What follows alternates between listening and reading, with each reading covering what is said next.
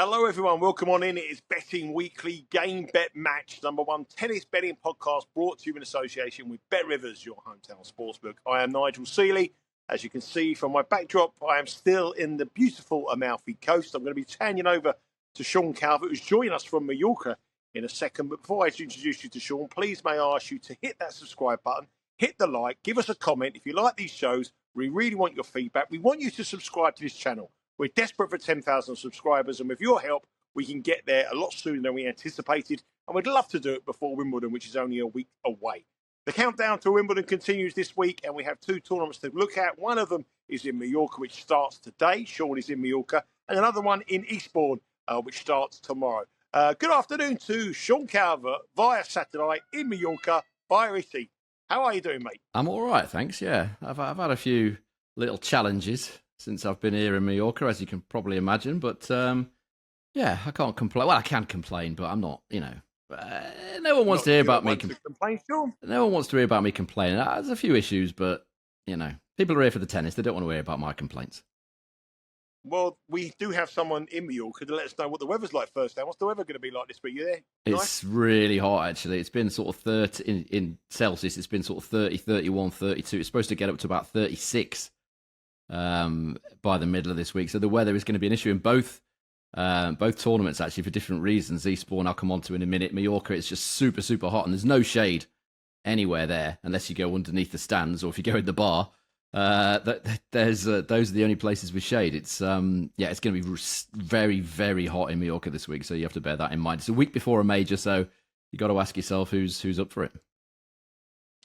Well, get yourself in the old bar. Get on the old cerveza. San Miguel's all round, Mr. Calvert. You know me, I can't function well if I have a couple of drinks. I can function well at the time, but I can't function well the next day, so I have to be extremely careful. I had 2 0% beers last night here, so there you go. Living the dream. I'll tell you what I do have, actually. Over there in I've got, I've got 2 tokens for free cocktails and a bottle of rosé that Lagan won on the bingo yesterday. So, yeah, I'm well stocked for alcohol. I just can't find a window to drink it in. I'm sure you'll be trying to sell them. Someone in the resort. That's what Natasha said, €10. actually. She said, why don't you try and sell it? I'm like, seriously? It's like €10. Get you in a tennis for free that one day. Free tennis. I've already got my tickets. But, it's all been going on here. There's bingo. There's all sorts been going on. It's Lagan's loved it, by the way, which is an absolute first. But, yeah, it's all good. Okay, that's the action over in Mallorca. As I said, the tournament has started already. Started a day early because of Wimbledon starting next week. So head across to the Bet Rivers website. Download the app. Make sure you get across for all the latest prices. The outright markets will be updated later on. So we'll come on to Mallorca a little bit. There's a couple of matches that Sean wants to talk about. We'll have a look at the outright market and give you our way of thinking. But the tournament has started. So for us, for now, let's concentrate on the events over in Eastbourne in England. As Sean said, the weather's going to be not as hot as it is in Mallorca, and there's a lot of wind around in Eastbourne. It's always been a tournament full of wind, and the next 4 or 5 days, very windy in the UK, a bit overcast as well. And that's certainly going to play havoc for the conditions there, which Sean will come on to. Also, the trends. What are the trends you got at Eastbourne? What do you got? The weather forecast is important. The wind is important. What do you got for Sean? Yes, it's a bit of a mixed bag, Eastbourne. It's ostensibly a medium-paced grass court that's kind of the same pace as Wimbledon, but last year it was a lot quicker. It was 85% holds and 75.6% first serve points won last year, which is against an average overall in the last 4 editions since COVID, which is 81.3 and 72.5. So for some reason, it was way quicker last year. I'm not entirely sure why. I can't recall who was in the field last year, unless maybe there was a ton of big servers that's kind of boosted that total up. But it's supposed to be the same as Wimbledon, this court. Same ball, same grass seed. It's supposed to be the same as Wimbledon. So, and the average, as I said, over the last 4 editions is roughly the same as Wimbledon. So a sort of medium-paced grass court. Tie-break matches in the last 4 editions, 44% of the matches have featured a tie-break. There's no trends for the over or under 22.5 games. It's actually 51% under 22.5 games in the last 4 editions. Over 10.5 games in set 1, nothing really there either. Only 28% of the matches in the last 4 editions have gone over 10.5 in set 1. It's pretty good for underdogs, though. Underdog backers have done well here over the years. It averages 38% in the last 9 editions.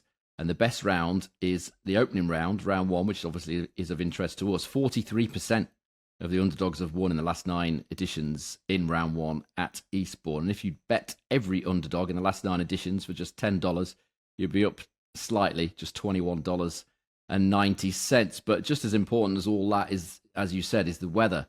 It has been obviously super hot in England, and now that I've left, it's actually gone cooler, which is the opposite of what normally happens. But it's a mixed bag, I think, in Eastbourne this week. 20 to 22 degrees, so not particularly warm, but really windy. Because if you've ever been to this tournament, it's, as I know you have and I have, it's really close to the beach, isn't it? Not the beach, just the beach. I can't think it's the beach or the coast itself there. Either way, it's really, really close to the coastline, and you do get a lot of wind here. It's supposed to be 20. I think it's been really windy today. I think tomorrow 20-mile-an-hour winds as well. I think the next day. So on and off all week, super windy. There might be some rain chucked in there as well. So it could be mayhem if that wind forecast is correct.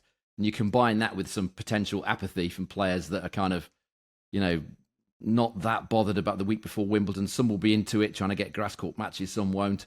As far as the trends are concerned, it's quite interesting because 4 players from the qualifying draw have made at least the semi-finals in the last 5 editions.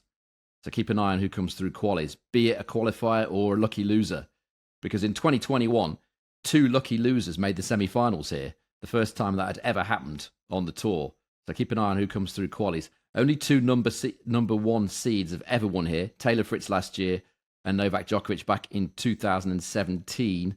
And 9 of the last 12 finalists have been priced up between 14 to 1 and 50 to 1.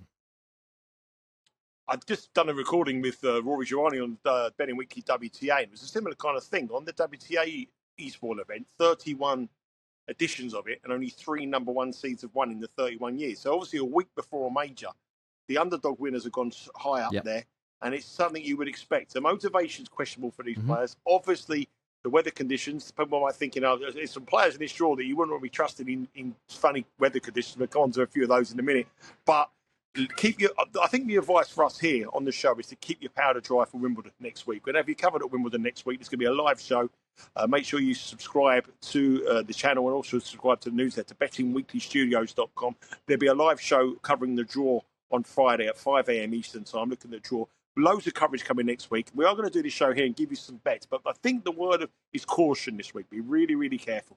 You might fall into some traps here if you're looking at some players thinking that they should be a bigger price than what they are.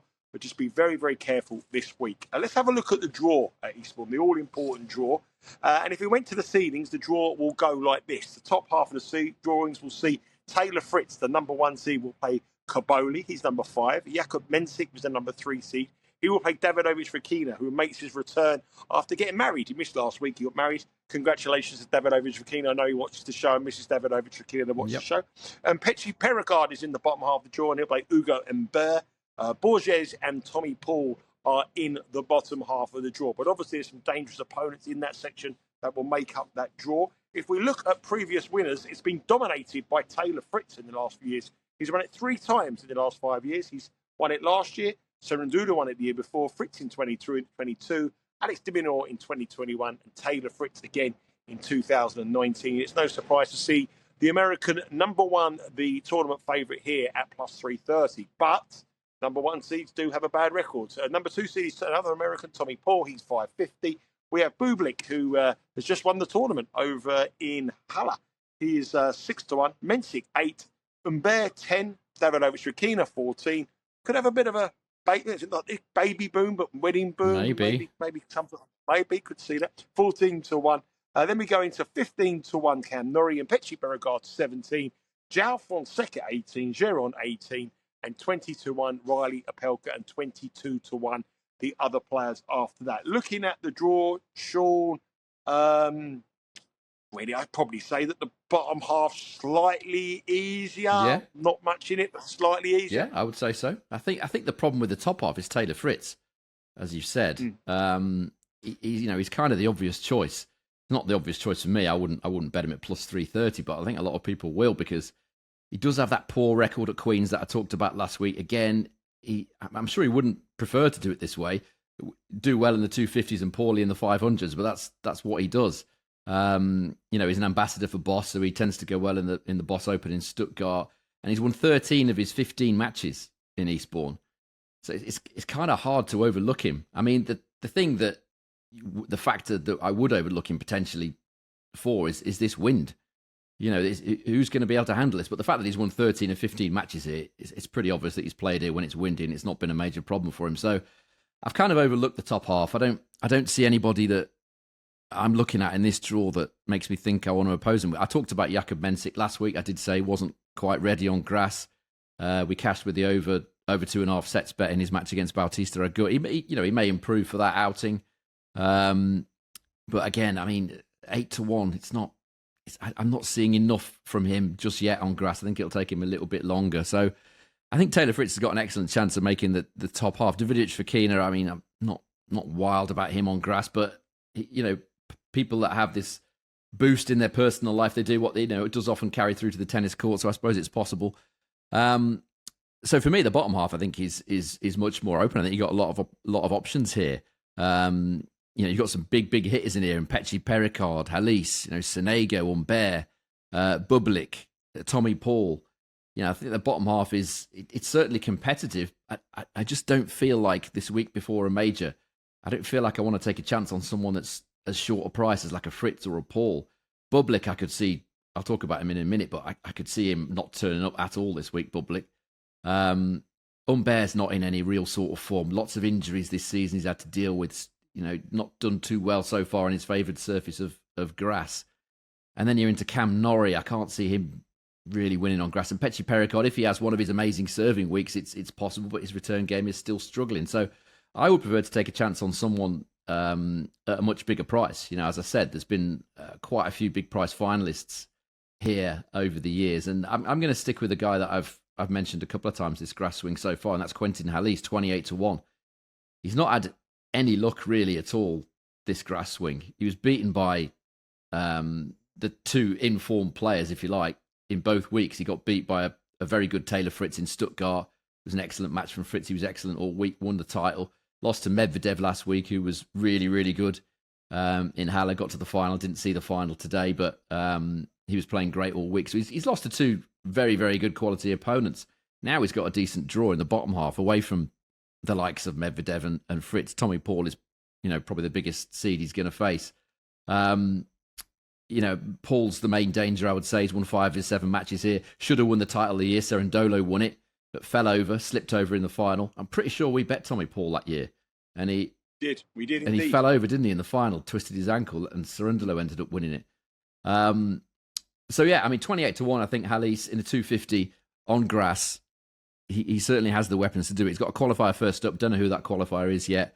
Then he would play Petchy Pericard or Norrie, and then he's in the Humbert section. He's beaten Humbert before, beat him the last time he played him on indoor hard, which is Humbert's other very good surface. So I think it's a very, very difficult one, Eastbourne. As I say, I'm not going to have too many bets in the outrights because I don't think it's very, very difficult, but Quentin Halys does appeal at 28-1 each way.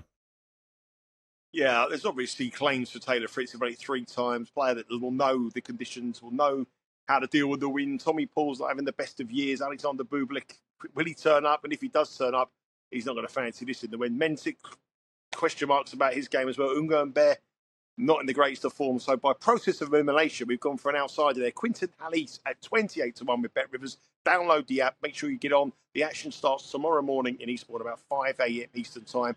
Nice and early. Make sure you set the alarm bells and get up nice and early to get those bets on, or head across this evening. Probably the best bet to get them on nice and early. Let's move on to the matches, and there are 3 matches you have highlighted for us to look at in round 1 at Eastbourne, and these matches will be played across Monday and Tuesday. Again, an early start, and if you do have a bet with Bet Rivers on these matches, you'll be able to live stream the match on the app or on your tablet or your mobile device. First match we're going to start with is a genuine 50-50 call. It's Jacob Fearnley up against Flavio Cobolli. -112 the pair. The total here is 23.5. You always put their spread up here when it's a pick 'em game, but really it's all about the money line here. If we look at their records this season, Fearnley's had a breakthrough year. Done really, really well. On the grass, he's 2-2. Cobolli is 2-1 on the grass, but hasn't been a great grass court player. But he's the number 5 seed here, the Italian. Jacob Fearnley is a player that is moving up the rankings very, very fast. Home advantage for him. He's going to have a lot of support. Flavio Cobolli is the higher ranked opponent, but not on his favoured surface. Hence the reason why it's a pick and match. Pick and matches are ones that I like. I always like pick and matches because you can make a case for them, and effectively you're taking a chance and you're saying that you like. I like betting when it's a 50-50 call. not quite sure where you're going to go with this one, Sean. I've got no idea. Tell us. Yeah, Fearnley for me. These odds have moved since I jotted this down a few hours ago. Fearnley was plus money. I think he actually started out as favourite with a lot of books, drifted right out, and now he's come back into favouritism again. And I would certainly agree with that. At minus 112, I'm happy to take Fearnley. It's going to be windy conditions, as I've said. This could be a case of who wants it more. And for me, that would almost certainly be Jacob Fearnley. Cobolli has often talked, he says it after every match, actually. He's always talking about how much he dislikes the grass. And given how much tennis he's played this year on other surfaces, his clay is his best surface. It would be no real surprise to see Cobolli put in a slightly less of an effort than Fearnley here. Fearnley more experienced on the grass. He's played 19 career matches on this surface, won 12 of them. Cobolli's played 12, but he's only won 5. There's not a great deal in it. I mean, I can tell why the odds are the way they are, because on grass at main level, it's very limited. Fearnley's only played 7 matches. His service points won and return points won total is 99, which is 1 point ahead of Cobolli, who's on 98 in the 10 matches that he's played. But for me, Cobolli is at his best in slow conditions. The slower, the better for him. Whereas his serve, which is pretty weak, is made up for by his return game. But it's much harder to regain a break on grass than it is on clay. We put up Cobolli to win Hamburg, where it's really, really slow. He won Bucharest, where it's really, really slow. And Fearnley's got the bigger weapons. If you looked at these two and said which one would you bet in a grass court match, it would certainly be Jacob Fearnley. And then you put in the motivation factor as well. He's playing at home. He's just made the quarterfinals at Queen's Club, lost to another very good opponent on the day, Lehechka, who's had a really good tournament. Obviously got to the final. I'm not sure if the final's even been played yet. I'm a little bit behind here, but certainly got to the final. So lost to a very good opponent last week. Highly motivated, more motivated, I would say, than Cobolli, and more of the game that I like, the play style that I like on this surface. So yeah, Fearnley for me. Fearnley minus 112. The final was it was 1 set to love. Alcaraz took the first set 7-5, and it was 6-6 going into a tiebreak in set number 2 when we started record. So we're still playing, and I don't want to touch the mobile device don't here touch because anything. No. I know I'll lose it. I'm not going to touch it, so we'll keep it going. Okay, let's move on to our next match. It's that Alexander Bublik, who just had a big win on the grass in Halle, beat Medvedev in the final. Obviously had a brilliant French Open as well, a player that we love on this show. I don't think we're going to love much about him today. He's minus 385 to play Francisco Comesana, who's plus 290. The spread here is high. It's 4.5, and the totals are around about 22.5, if I could read the caption there. This is an interesting one here because obviously Bublik is a heavy favourite. He's a player coming on and winning the tournament, but you said it at the top of the show. Will he turn up? And if he gets an early start in the wind, will he fancy it? I mean, I just think he might celebrate that title in Halle, don't you? I mean, he's not shy about talking about what he likes to do. He was moaning the other week about how he had to cut down on the drinking to keep up with these current players. I can just see this being a problem for Bublik. But this is Comesana who likes a cigarette between this is you've got Bublik having a can of lager and Comesana having a cigarette. This is an old school match, isn't it? This could be like something. This is like my kind of tennis match, Sean. This is it. I mean, forget your Monday club paddle. This is your Witherspoons tennis. Absolutely, you could see the pair of them enjoying a beer after the match, or even during it. I don't know, or whatever. Yeah, maybe not if it's 11 a.m. start, but I just can't see Bublik showing up. I mean, he might. It's obviously, I'm guessing a little bit, but.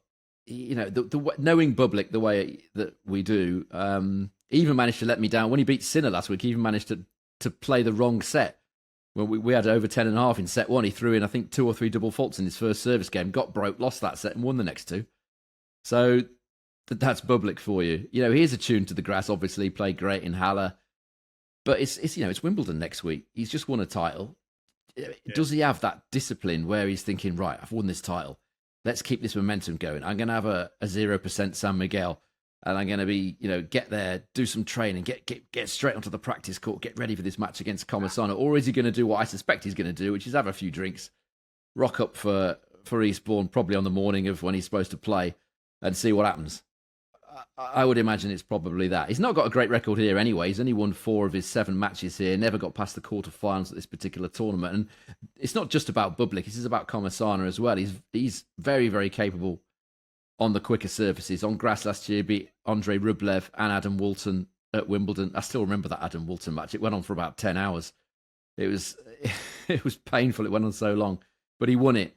And he's obviously going to be way, way fresher than Sasha Bublik. He's not played since the French Open. He only played 1 match there. So way, way more in the tank, you would think. And he's a big match player. You know, Comesana's won 4 of his 6 career matches against top 20 players. And in those 6 matches, only once has he been beaten in straight sets. That was by Taylor Fritz at the US Open last year when Fritz went on to make the final. His serve is very underrated. This is not a guy that just plays on clay. His first serve is very, very effective. I suspect he'll be very competitive here. There's a number of ways you could play this. You could play first set Comesana. You could play Comesana money line. Again, I think the odds have changed on this one as well since I looked at it. I was going to take Comesana to win a set, so plus 1.5 sets. That is just under evens. I think it's 1.97 now, more or less even money for him to win a set. I'd be surprised if Bublik shows up super professional, cleans this up in straight sets. I'd be surprised if that happened. Lots of angles to get with Comesana on the 1.5 sets over 2. Him to win a set is -103 with Bet Rivers. Him to win the match is +290. On the spread, it's 4.5 as well. Total 22.5. Comesana to win the first set. But eyes on the Bublik, we do not think will be motivated here. And we fancy him to celebrate his success and might not even turn up. So remember, if he doesn't turn up, the bet's void and you get your money back with Bet Rivers. Please hit that subscribe button. As I said, top of the show. Very, very close to 10,000 subscribers. We want that before Wimbledon if we can. We want it during Wimbledon or maybe even at the end of Wimbledon. But if we get to 10,000 subscribers, that will be fantastic during the Wimbledon Championships. And we have you covered at Wimbledon. Our final match we're going to speak about in Eastbourne is the match between Zizou Bergs and Joao Fonseca. Bergs done the business for us already. He's done a lot of favours for the show. He's got to the final at 40-1 for us a couple of weeks back. He's up against Joao Fonseca, the young protege, a young kid that everyone's talking up as a player who's going to win a major. But on grass, he's only 2-5 in his career. Nothing really I've seen from Joao Fonseca to suggest that it should be a -195 chance against Zizou Bergs, who's +195 here. They have met once before. Fonseca won that. The spread here is 2.5, and the total again is 23.5. I can't be having this Joao Fonseca at -195. Great player, great talent, but this is in his surface, and what we've seen on grass, there's no comparison between the two. But there's a huge differential on the odds here. Yeah, I'm not quite getting this price. I haven't got a previous head-to-head actually. You obviously have. What is it? It must have been a challenger event. I've done all my notes this morning because I can't look on the phone. I've got 1-0. I might have got it wrong, but I thought it was 1-0 in a challenger event a few years back. But if it isn't, I'll go with yours knowledge. If you've got a computer in front of you, I'll go I just haven't got it listed unless it was in some random event. No, I tell you what it is. I've got 0-0 head-to-head. I've got 0-1 on grass this season and 4-2 Bergs this season. I've read the head-to-head as 0-1. They haven't met before. So apologies for putting everybody away. I thought I had to sack my computer guy there for a minute because he's clearly. You've got a computer guy, but it's the computer program. Mate. I often email them with my little complaints, as you can imagine. You don't do that, surely. I've mentioned this before. That program that I use is only available on Windows. They point blank refuse to do it for the Mac. So everywhere I go, I have to take 2 computers with me, which is a little bit annoying. But anyway, enough of my minor complaints. I just don't think. I looked at this and I thought maybe Fonseca, maybe slight favourite, but I don't know, -195. It's a public play, isn't it? Everyone just thinks his kid's going to be a superstar and they all want to get involved. Just the wrong price. It just seems a bit odd to me. The problem is I don't trust Bergs either, having suffered with him in Rosmalen last week. It was painful. He got to the final just over a week ago, 10 days ago, whatever. But it was it was horrible watching it. Fonseca's only played 7 matches on grass and lost 5 of them, as you said. And those weren't at main level. Some of those were at main level. I think only a couple. Yeah, 2 of them were at main level. The others were at lower level challenges or futures or whatever. Obviously, Bergs is more comfortable on grass at this exact moment in time. I don't think it's unfair to say that. If you look at what they've done on grass at main level, Bergs 50% win rate, and a service points won and return points won, total of 100. Fonseca played 2 matches, lost them both, total of 97. And he's only broken serve 3.4% of the time in those 2 matches. So his return game's kind of nowhere right now on grass. But the worry is he might not have to use it because Bergs' serving is a nightmare if you've backed him or you're a fan of his and you're watching it. Because he hit another 8 double faults in 2 sets against Kashanov in Halle. And he's hit 40 double faults in this grass swing already. That's the problem. There's something going on with his serve, whether it's his shoulder or a technical issue, or I don't know what it is. Given that Fonseca's new to grass, given that Bergs is all over the place with his serve, I feel like this is going to be a long one.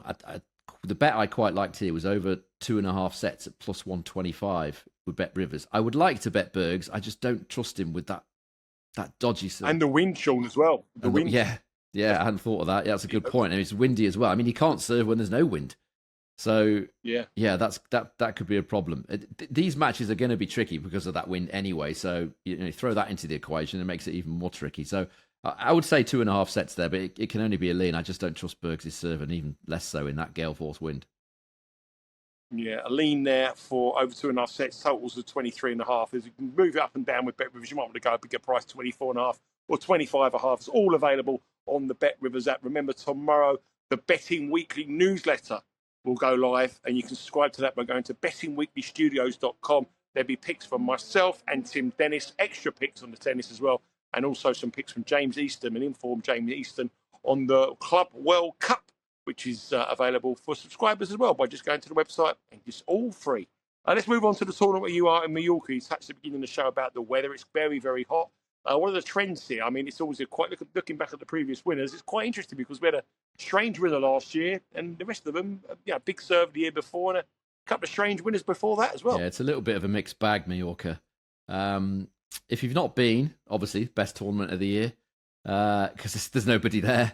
You can get the entire stand to yourself. There's no shade though.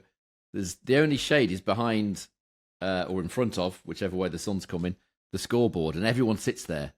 I don't sit there. I sit there and sweat it out in 36 degrees, which is going to be pretty painful this week. But if you've not been, it's played on a temporary grass courts that are laid over the top of the existing clay courts at the Mallorca Country Club. It's obviously a clay court most of the year.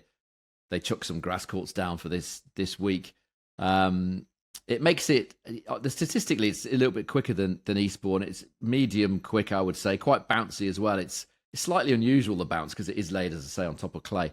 In the 4 editions that have been played so far, it averages 84% holds, 74.5% first serve points won. That makes it quicker than Eastbourne.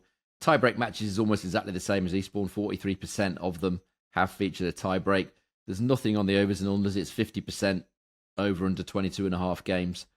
There's not much in it either in the over 10.5 games in set 1. This is slightly more than Eastbourne, but not by much. 30% of the matches go over 10.5 in set 1. And as far as underdog winners are concerned, again, it's pretty decent. 36% of the underdogs have won here in the 4 editions so far. The best round has been the quarterfinals, actually, at 44%. And that's potentially because, once players have, the big names have got to that stage, they might think, well, it's Wimbledon in a couple of days. That's enough for me. I'm out of here. So that's something to think about as well. Round 1 averages 38% underdog winners, and the underdog profit and loss, if you bet every underdog in all 4 editions for $10, you would be up $37.92. Now, the weather, as I said, hot and sunny all week. It's really hot at the minute. It's getting even hotter, up to sort of 34, 35, 36. All week it's going to be between 33 and 36, so super hot conditions.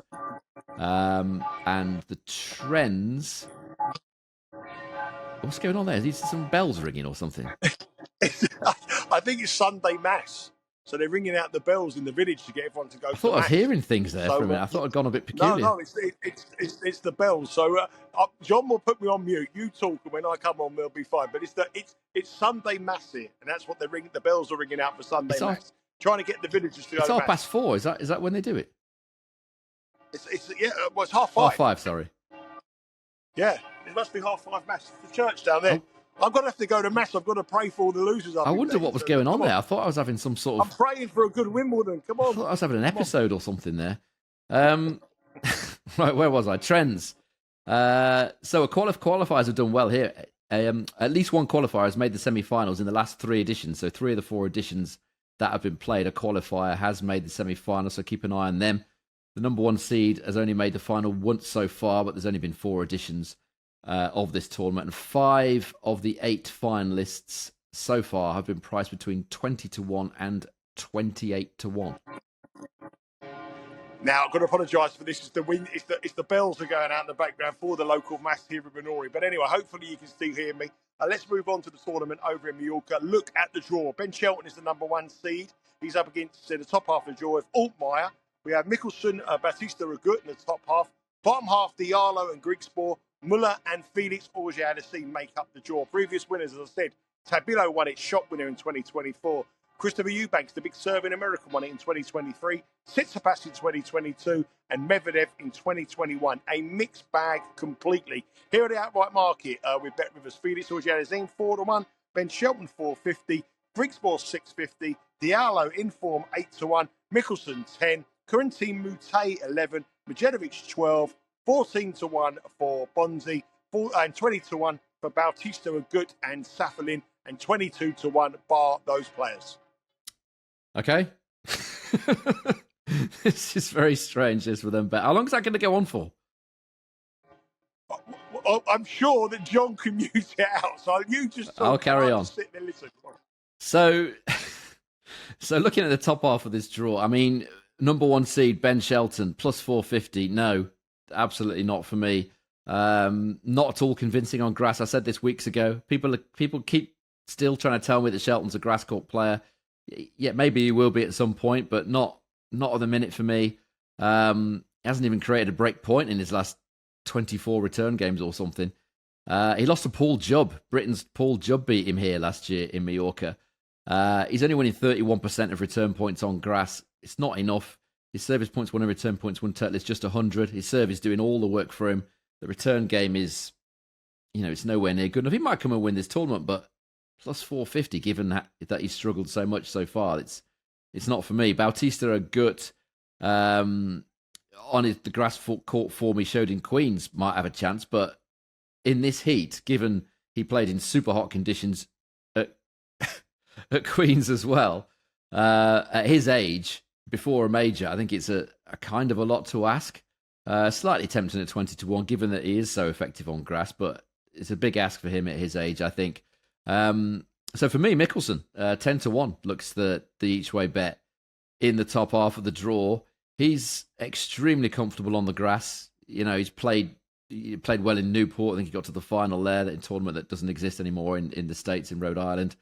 Very comfortable on the grass. Played well last week, beat Cerundolo in a tough match, beat Tsitsipas again, beating him 3 times in his career now. And again, he lost to the informed Medvedev as well, so no disgrace there. His service points won and return points won total on grass is 102, so it's 2 points better than Ben Shelton, yet he's over double the price.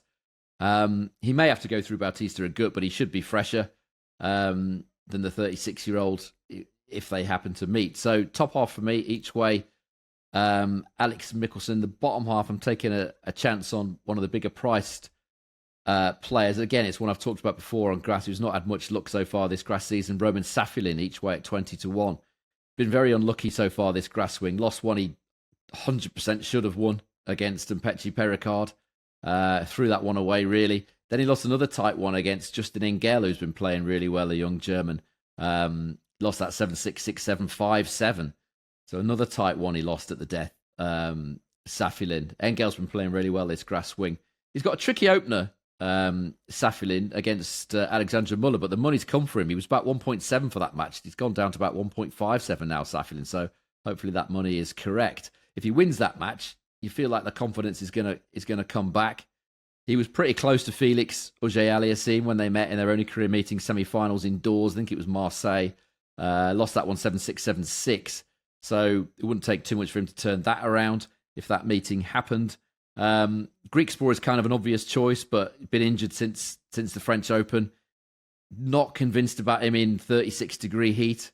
He may go on and win this tournament again. He is good on grass, but plus 650 in this heat, I would be a little bit worried about that. Diallo was who we obviously profited from in Rosmalen. He's got a tough one first up with Munar, which I'll talk about in a minute.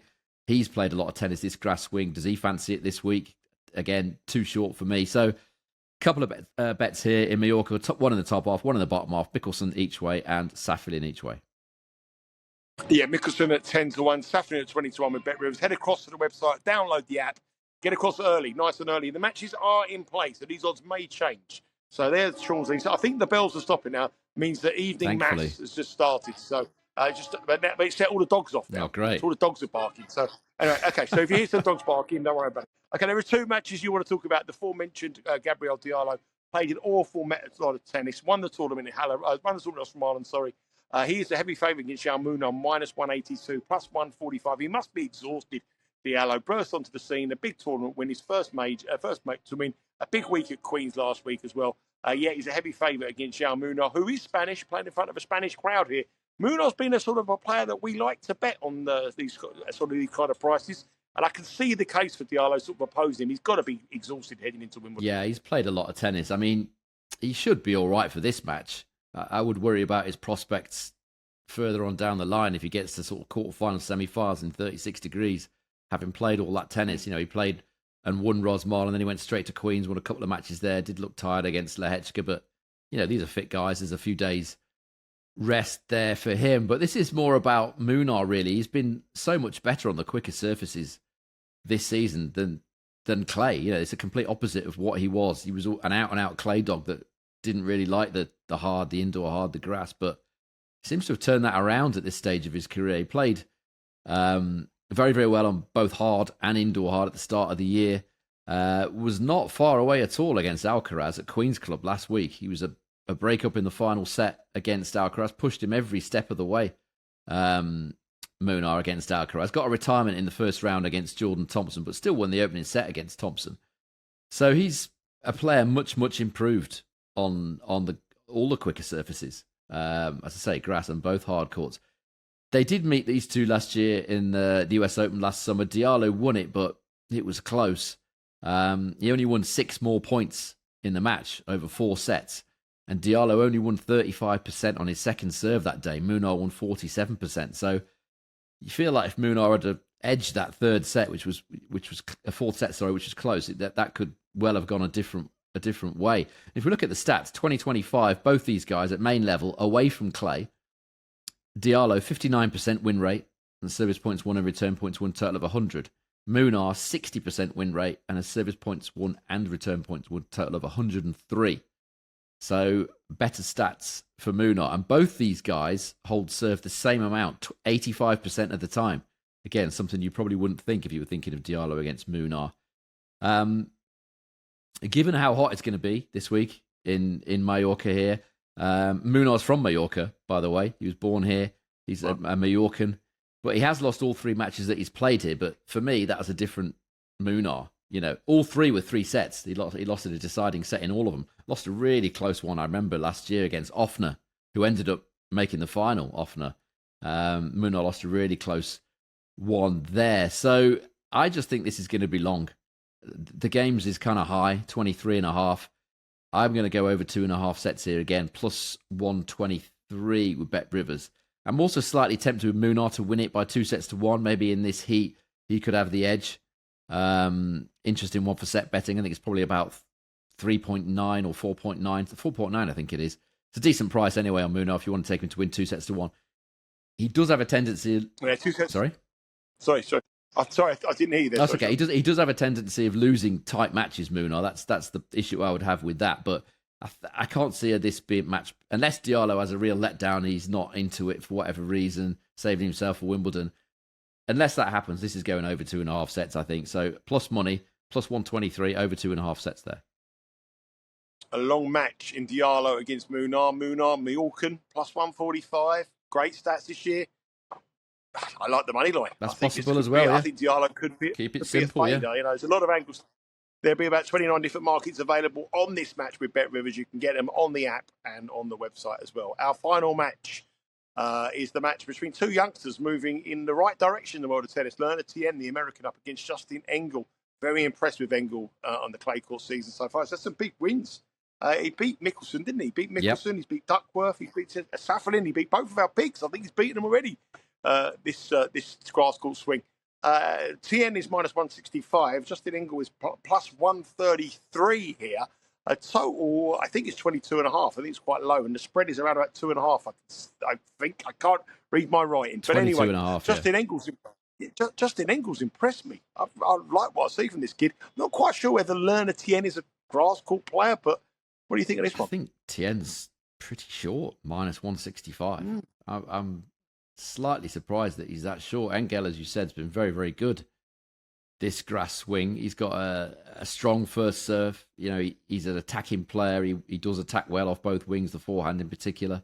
He's comfortable coming to the net. He's not one of those players you feel that has to be kind of dragged there against their will. He does come forward. If we look at what they've done this grass swing, obviously the stats are very limited because both these guys this is their first grass swing of their career. So that neither of them had played on grass before this summer. But for me, it's Engel that's taken to it the better out of the two. He's won 3 of his 5 matches. This is at all levels, which includes qualifying. 3 wins, 2 losses, service points won and return points won of 100. Very respectable. Tien, he's only played 3 matches, and that's his entire grass court career. 1 win, 2 losses, service points won and return points won, total of just 88. Both of them have really struggled on return, actually. Engel has held serve 91% of the time, but he's only broken serve 9%. Tien, who's not the strongest of servers, he tends to be more of a returner. He's held serve 85% of the time, but he's only broken 3% of the time. He has played a couple of strong servers, in fairness, but his return is his strength, and he hasn't got that down on the grass court so far. Return points won, both of them very low. Engel, 29.8% return points won. Tien, just 22.8% of return points. And given that returning, as I said, is Tien's strong suit, it's a bit of a worry that he's doing nothing on return. He has played 2 strong servers in Jarry and Nakashima, but he didn't create a single break point against Jarry or Nakashima in those 2 matches. And the only break of serve he's done was against an injured Nishioka, who retired against Tien in their match. So it's the first grass swing for both of these guys. For me, if you were betting in this one, I think you would have to take Engel. He just looks the one that's got the more suitable grass game. For me, it just looks like it's more natural to him. Maybe progressing a little bit faster on this surface as well. So it would definitely be a lean for Engel as underdog, plus 133 with Bet Rivers there. Yeah, only 17, but a huge talent, Engel. Plus 133 is the price with Bet Rivers. Head across the website. There's a whole host of matches in the final tournaments before Wimbledon. The action starts next week, and we will have you covered from Friday. We have a special Betting Weekly live. We're going to have the draw broadcast live with myself. We're going to have Roy Giovanni and Tim Dennis. We'll be looking at the draw, looking where they've got the right bracket. Want your questions in? Join us for that on 5 a.m. Eastern time. A nice early start, 10 o'clock in the UK. That is on Thursday. Myself and Sean will be back on Betting Weekly Game Bet Match on Tuesday and Wednesday. And then we'll be back with shows previewing Wimbledon over the weekend on Saturday, which will be live on Saturday and Sunday. So it's all about Wimbledon next week. And the men's and the women's draw, we have you covered here on the fastest growing tennis betting YouTube channel. Look at that result so far. Going into Wimbledon, we are now plus 17.05 points in profit. Sean had another good week last week, and we are now in good form, in good profit, heading into the biggest tennis tournament of the year. Remember, as I said at the top of the show, please hit the subscribe button. We're in search of 10,000 subscribers. With your help, we can get that during Wimbledon. And please subscribe to the Betting Weekly Studios newsletter and Insider. Some great content from all the handicappers. We've got a Wimbledon special this week, and you can subscribe to that for free at bettingweeklystudios.com. Do not miss the Wimbledon special, power rankings for the men's and the women's, and a guide through to the All England Championship this weekend. That's it for this week's the starts of Betting Weekly Game Bet Match. And myself and Sean will be back on Tuesday. Hopefully we'll do it when there's no mass going on. Hopefully we'll do it when the motorbikes don't go, and hopefully we'll do it when it doesn't set the dogs off. But enjoy Mallorca. Are you at the tennis tomorrow? Potentially I am. Yeah, I've got tickets, so it depends how quickly I can get from I mean, just outside Palma at the moment, and the tennis is in Santa Ponsa. I should be there at some point tomorrow, yeah. And you can follow Sean at Because We're In across our socials. Before I let you go, Sean, just give us a recap of the official plays for this 2 weeks tournament. Okay, so starting in Eastbourne, the outright is just the one outright. Quentin Hallis each way at 28-1. And the match bets, Jacob Fearnley to beat Cobolli. I think he's around about -112, if I remember rightly. I'm taking a chance on Comesana to win Francisco Comesana to win a set at 1.97 -103. That is with Bet Rivers. And here in Mallorca, I'm taking over 2.5 sets on the match bet in the match between Diallo and Munar, +123 with Bet Rivers, and a couple of outrights each way here. One in the top half, one in the bottom half. Mickelson in the top half, 10-1 each way, and Safilin in the bottom half, 20-1 each way as well. And remember, the underdogs do have a good week before a major, especially these two tournaments before Wimbledon. Shocks happen. Keep your stakes very small, but we'll have you covered for Wimbledon. It's all happening next week. Okay, that's it for today. Take care, and we'll speak to you all again on Tuesday here on Betting Weekly Game Bet Match.